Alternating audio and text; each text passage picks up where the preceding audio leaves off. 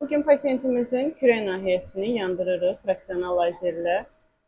Kürəyin çox hissəsini yandırmışıq əslində. Baxa bilərsiniz, qızarıb və şişib. Niyə görə yandırırıq? Bunu da izah edeyim sizə. Kürəyin dərisinin üst qatını yandıraraq soyuruq. Çünki səpkidən izlər qalıb. Burada həm qırmızı çapıqlar var, həm ağ çapıqlar var. Bunların hamısını lazer təmizləyir dərinin üstünü. Bir dəfə ilə tamamilə getmir. Bir neçə seansa bölürük bunu. Və hər seansı elədikcə etap-etap artıq pasientin özü də solmanı görür, ağ çapıqların itməsini görür, qırmızı çapıqların itməsini də. Dərinin sağalması da 10 günə kimi çəkir. Bu qaydada yandırırıq dərini. Bu ağların hamısı dəri qatının üstüdür ki, yanır və bu vəziyyətdə sanki tikilir dəri.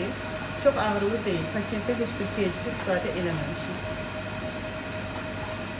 Burada tək kürək nahiyəsində yox, qollara da aiddir. Ayaq nahiyəsində olan səpki izləridir, ləkələrdir. Sinə nahiyəsində olan səpki izləridir, ləkələrdir. Çox adamda allergiyadan olur, bəzən səpkidən olur, akne səpkiləri olur.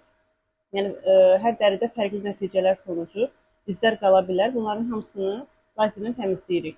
Tam təmizlənir, gedir. Məsələn, əməliyyat çapıqlarında biz deyirik ki, tam təmizlənmir, bir yerə kimi nəticə verir. Amma burada səpkinin izlərində tam nəticə verir.